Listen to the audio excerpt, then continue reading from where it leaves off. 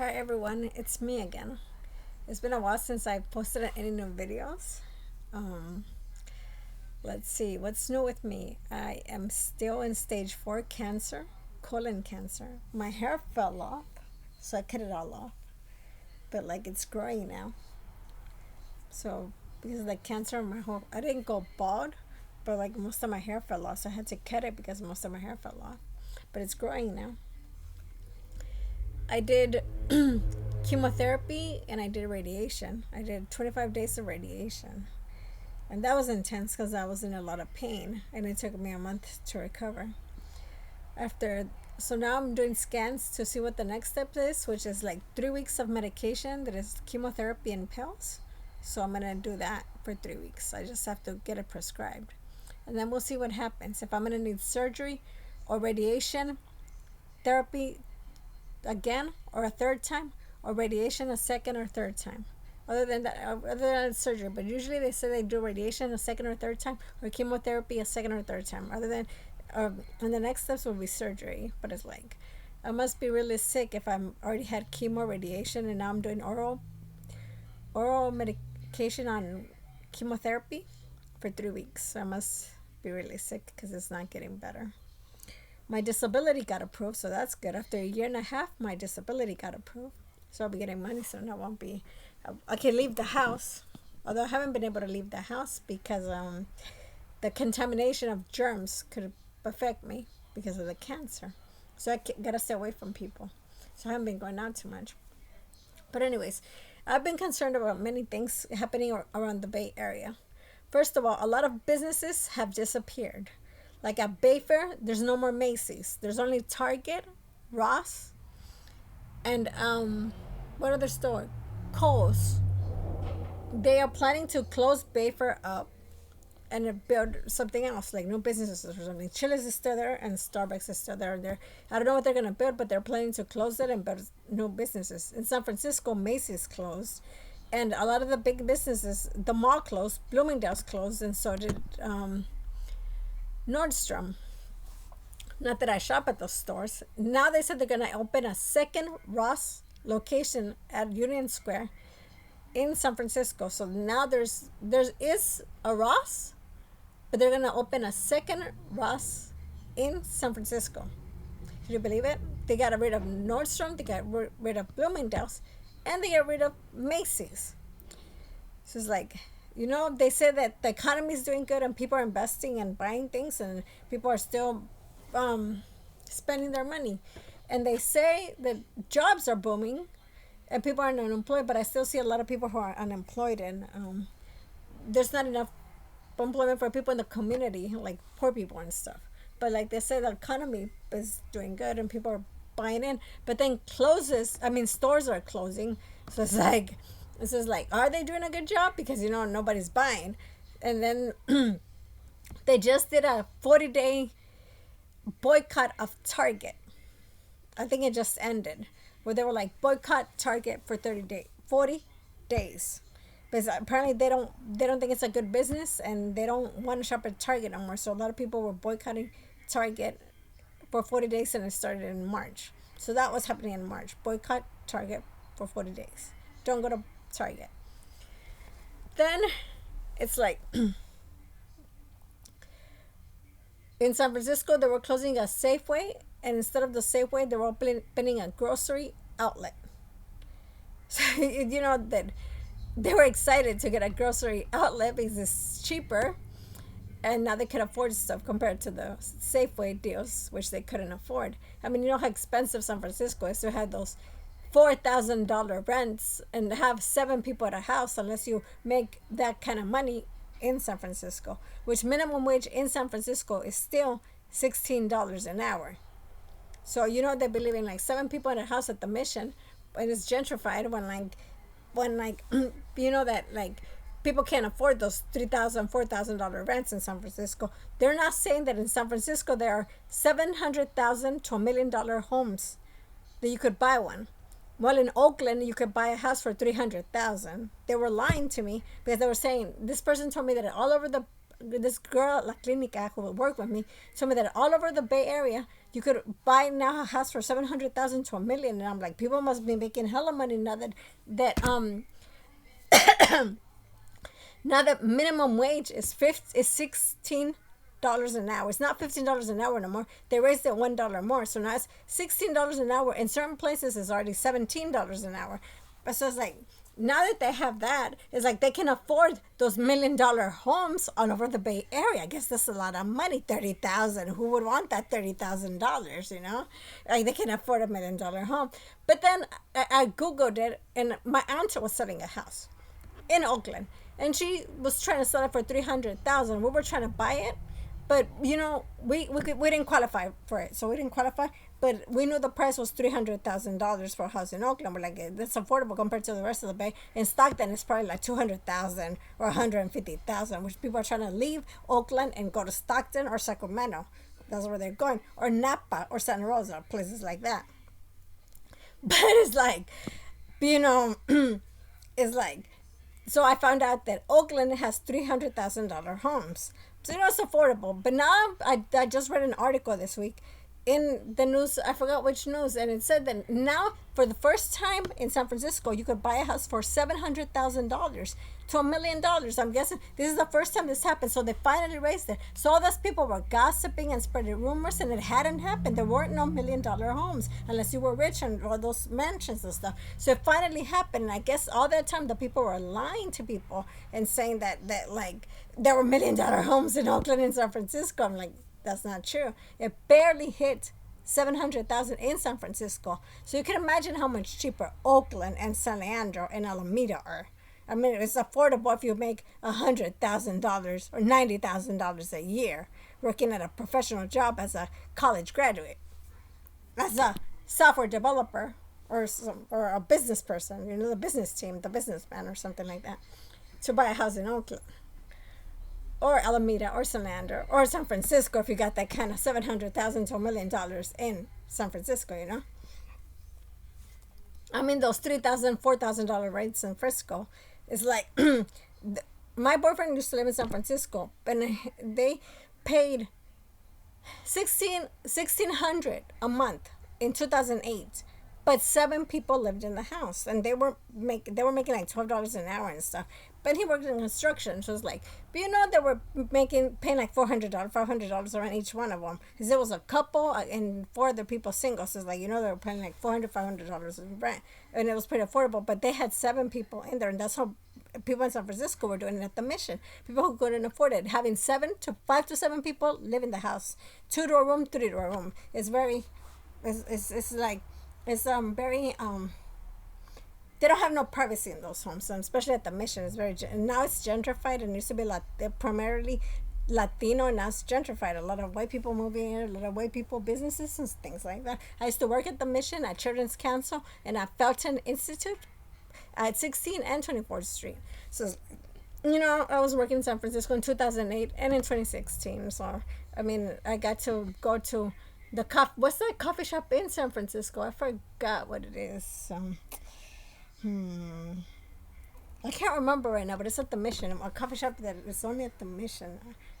What is it? I can't remember right now.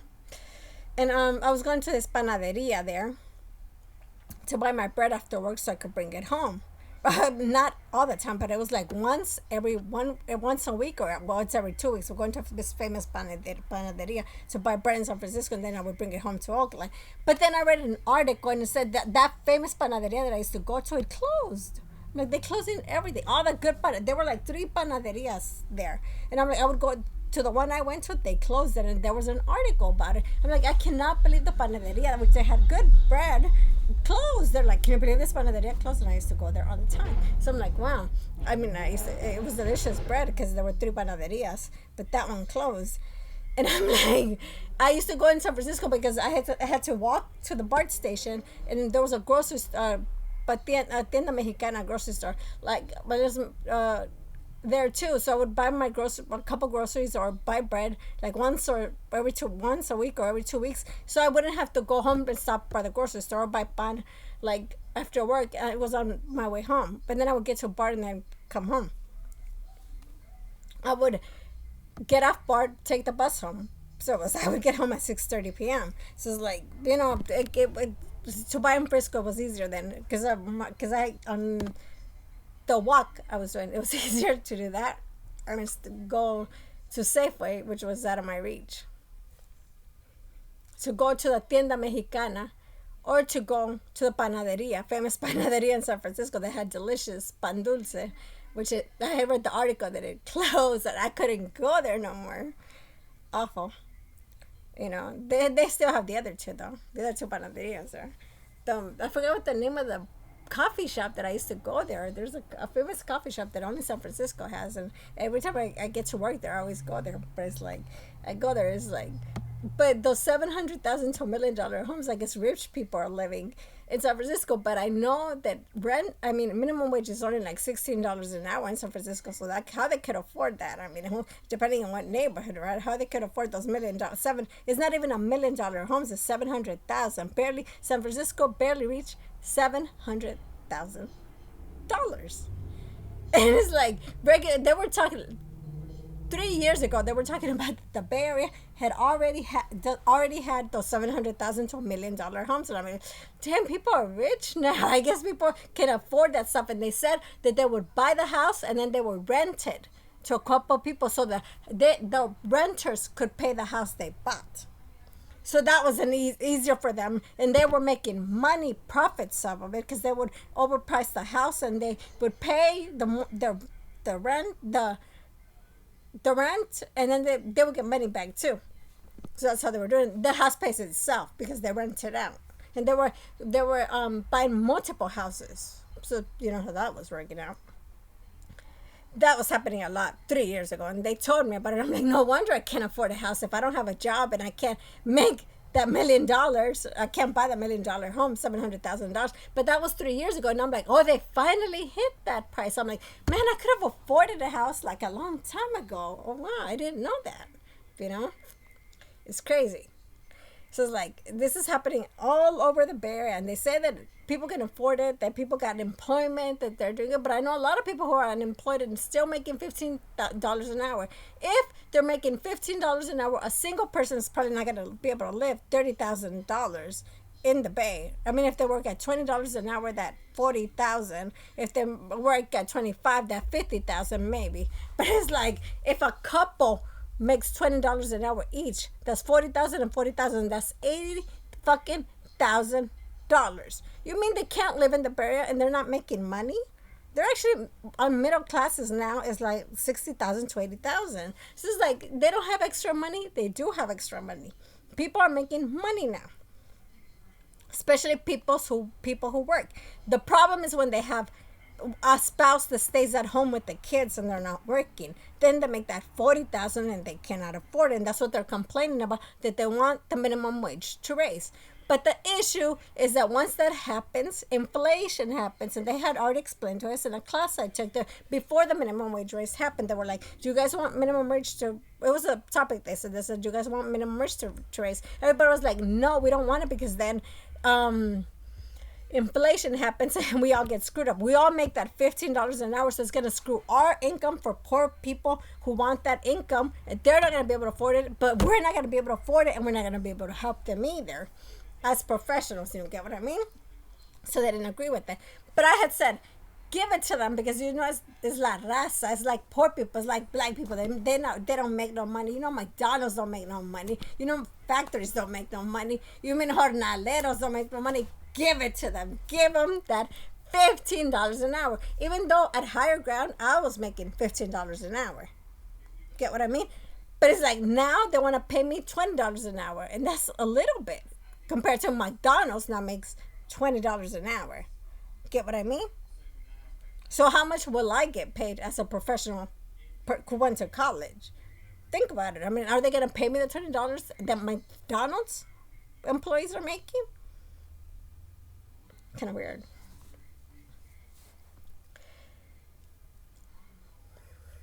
So it's like, it's crazy. It's crazy the things that are happening in the Bay Area. Like, oh, I want to show you guys. That's my diploma from Santa Cruz. That's my diploma from College of Alameda. That's my graduation picture. That's me and my sister with my mom. That's my sister's scholarship certificate from a scholarship she won. And that's the calendar. Those are our elementary school certificates all over the place. It's like those. That's what's behind the wall. So every time I put a video here in this space in the living room, those are the frames I have in the background. Not to trip you guys out though. So it's like I get worried that I would not be able to find a job and things like that once I'm better. But my disability got approved for a year gladly. I've already been sick for a year for cancer, and I applied for disability a year and a half ago. And it's like the whole year I had cancer, I didn't have money, and I didn't have my disability, and it hadn't been approved. But it's like it has been a year, and I still don't get better. And it's like so my disability got approved for a year. And it's like hopefully I wouldn't have to go through cancer for the whole year. But it's like I already have the next 3 weeks, which I'm going to take oral medication for chemotherapy. That's hopefully that cures my cancer. If not, I'm going to have to go for radiation a second time, radiation a third time, chemotherapy a second time, chemotherapy a third time, which is pretty normal. Or then I'm going to have like 4 to 7 surgeries, which is crazy. 4 to 7 surgeries is gonna ruin my whole body. I'm gonna have scars all over the place. I mean, I shouldn't be worried about that either. That I'm gonna die or something. I mean, I could die. There's a 20% chance that I might die from surgery. I mean, because there's 80% chance that I'll live and that it'll work, but a 20% chance that I'll die during surgery. So it's crazy. And the next step, if I have stage 4, the next step is terminal cancer, which I still might die. You know. So I have to take care of myself. So those are the new updates. But I've been taking care of myself. I'm finally getting more energy. I've been trying to clean my house, which I hadn't done like in 2 years because I was sick. I've been trying to prepare my easy meals for myself, like vegetables and stuff. Eat a banana, eat an apple, eat a tomato salad with cucumber, a Mexican Latino salad with salt and lime, which is like tomato and cucumber, easy salads here. Who doesn't know a Latino or Mexican Latino salad with lime and salt? Easy. It doesn't have dressing, so it's not fat at all. You know, people say, well, don't want to eat the dressing. To say how fat it is, then just put lime and salt or make a dressing, your own dressing, out of whatever you want.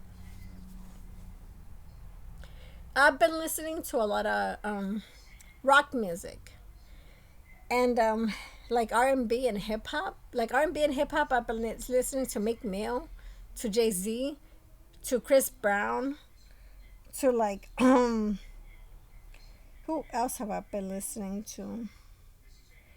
To Rihanna, to Future, things like that.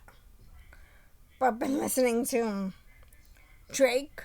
In rock, I've been listening to the Foo Fighters, to Linkin Park, to Metallica and Nirvana, things like that. And also like who else? No Doubt. So I've been listening to a lot of different music. I'm pretty eclectic, so I'll listen to a little bit of Spanish music too. But I listen to a ballad or like love song, romantic song.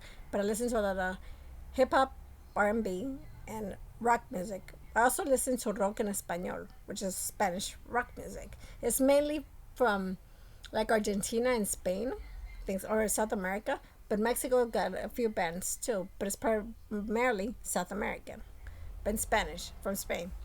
So I listen to a little bit of that too. In El Salvador, my country, there's the music they listen to is like cumbias, but cumbias come from Colombia. So it's spread to places like El Salvador and Central America, but it comes from Colombia. So a lot of the bands come from Colombia, but the El Salvador is big on cumbia too. Mexico's big on cumbia too. But like Mexico got a different take on cumbias, which are they don't match what El Salvador has. So a Mexican cumbia and a Salvadoran cumbia and a Colombian cumbia will never be the same. If you can master it and you could tell the difference, then good. But they will never sound the same. So I like a lot of Salvadorian and Colombian cumbias. I like Mexican cumbias too, but I I was dancing a lot in the 90s, but it's not my favorite. I like Salvadoran cumbias a lot because I'm Salvadorian. But I don't listen to a lot of Salvadoran music. I listen to more Americanized music like Mariah Carey. You know, I love Mariah Carey and Brandy. People like Monica. People like that. Jill Scott is what I like listening to. Keisha Cole. She's pretty crazy. But I've been listening to a lot of podcasts and discussions from Roxane Gay. I've read Bad Feminists, I read Hunger, and those two books are very different. Like Bad Feminist is a critique on like how I prefer to be a bad feminist than no feminist at all. That's what I put on my cap when I graduated. When I graduated from Berkeley City College, I put I'd rather be a bad feminist than no feminist at all because I got a certificate in women's studies from Berkeley City College. So that's why I put my neighbor put, I did it for her. It is like for his mom. That's why he got his college degree. I did it for her. So I read his cap and said I did it for her. And he decorated it all nice. So it was cool. But because his mom is a single mom, so he wanted to dedicate it to his mom. But I think that like Roxane Gay, the first book is a critique on like popular culture and a lot of like college and a lot of like a lot of stuff that's like differences between men and women, what her ideas are. But it's like she gives a list of movies, of books, a lot of different things she critiques in that book. She's like as a bad feminist, she says about how she talks about how hip hop. She listens to hip hop. That's why she's a bad feminist because of all the bad stuff it has. But it's like I have another video too where I say that it's like I like hip hop a lot, but it's like I know I shouldn't be listening to it because all the degrading stuff it has and like. But the beats are good and I still like hip hop. I mean I've been listening to it since I was 11 years old. Hip hop in 1994, I think. But Hunger is about her struggle with her weight, but her sexual abuse that happened to her when she was 14 years old. She was gang raped and by her classmates, and then she had to transfer to private school. And she talks about her experience, how she gained the weight. She gained a lot of weight because she was sexually abused. And she talks about how it starts out with how she wants to get bypass gastric surgery, but then because she was too big, but then it scares her to know that people were doing that. She says it's not worth it. And then she talks her experience as a fat person, as a bigger person, as a overweight person.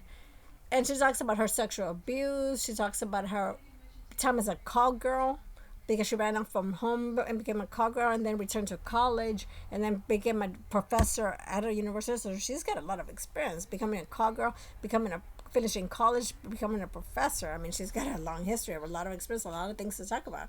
She's a very interesting person. She's bisexual, and she talks about her experience as a bisexual, dating people in academia.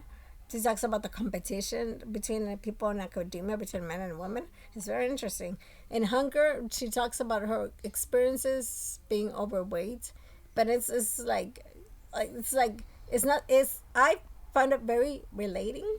Because it's like I'm skinny, but at the same time I was like, oh man, I was overweight in college. I had gained 40 pounds, and I remember going through college and being like, oh, the boys don't like me because I'm overweight. I don't get dates. Nobody likes me. Clothes don't fit. It's like I overeat. I mean, like, what do I look like? Things like that. But then I was able to exercise and lose the weight back up again, but I always have weight issues and I always think about that. So that's why I picked up that book, Hunger. And she talks about her struggle with hunger, being an overweight person. That she gets hungry. That's what she talks about. Her weight, that she gets hungry, and then why she overeats and why she's overweight. Things like that. So it's crazy. But she also talks about her experience, like how she buys good food, and she talks about like how she indulges in food, and that's not an issue. And I think about like how people in the hood who have no money, it's hard for them to buy food. They're on food stamps but it's a privilege because she's middle class to have that advantage that she could buy food, and she could have accessibility to good food. But in the hood, it's really hard being on food stamps or being poor and having that accessibility to good food. It's like I said about San Francisco, that they closed a Safeway and now they have a grocery outlet. So it's like, you if you can afford a grocery outlet, Safeway, Food Max, I mean Lucky's, Albertsons, whatever, a tienda mexicana is like, but you don't have it. Trader Joe's is like, you don't have that kind of accessibility to food and resources. So it's like, I always think about it. Growing up, I told you my experience that we didn't go to the grocery store every week. We went to a pantry, but we went every 2 weeks because we couldn't fill up a cart and we didn't have that kind of means. But it's like, looking at, that's the only thing that I didn't agree. I mean, I'm not shaming her, I'm not shaming myself, but it's like, I just found it different how she was able to talk about how she had accessibility to food. She was able to eat good food, and that's why she loves food and indulges in food. And I'm like, man, growing up, I didn't eat the food I ate wasn't that good. It was pantry food, and it wasn't that good, and I didn't have accessibility to that kind of food either. So I mean, it's like, I didn't have that kind of privilege, and it's hard for me to understand how she talks about indulging in food and that she had accessibility to that kind of food and that kind of restaurants and stuff. And that was hard for me. But at the same time, I understood that she did have that accessibility, and that's what she finds, that's what she likes, and that's why she stays her weight, and that's why I understand that she's not gonna, she lost a little bit of weight, but I understand that she has talks about her experience as an overweight person and being sexually abused in that book, Hunger. So I based my paper in my Berkeley City College class on that book, and I wrote about that. How I didn't agree. It's not that I didn't agree, but I didn't understand how we don't have accessible. A lot of people don't have accessibility here to that kind of food, or like restaurants, or like high level restaurants and good food, and we're indulging all the time. So it's like, and she was able to do that as a middle class person, and it's like, who wouldn't want that? I mean, good food, indulging good food. I mean, and fine dining, things like that. I was like, who wouldn't want that? And that's what I wrote about in my paper, and I got an A. Only 2 people got an A in that class. Everybody else had to rewrite the paper. And I'm like, that's what got me an A. And I'm like, it was hard for me. I didn't want to write any negativity on the book. It was a review, but I didn't want to write any negativity in the book because I really like her writing. The next book I want to read from her is Difficult Women. And I think it would be a different take because I already read Bad Feminist, I already read Hunger, and Difficult Women would be a just way different topic than the other two. So I want to read that one. But at the same time, it's like, I read the other two and I wrote my paper on that, and I just didn't want to critique it and say my thoughts on it. I didn't want to say any negativity. I thought it was an excellent book. Hunger, Bad Feminist too, but I didn't want to write on Bad Feminist because there's too many topics on it. But I read on Hunger and I thought it was an excellent book. Just that part kind of struck me, and I found it difficult because it was hard for me to understand middle class coming from my background in Oakland, and I didn't have those means. I told you I wasn't on food stamps, I wasn't on welfare, but it was hard that my dad was struggling, and then we went to the pantry, and that's, I have a video on it. It's like, that was difficult for me. And then going to college and being on financial aid and being poor during financial aid, it was good. And during college it was kind of hard too. So it's like, and now I don't have a job and I'm struggling, and now I have cancer, and hopefully I'll get a job later on. So it's been hard. So anyways, that's all I wanted to talk about. I hope you guys are doing well. Have a fabulous weekend. Thank you and good night.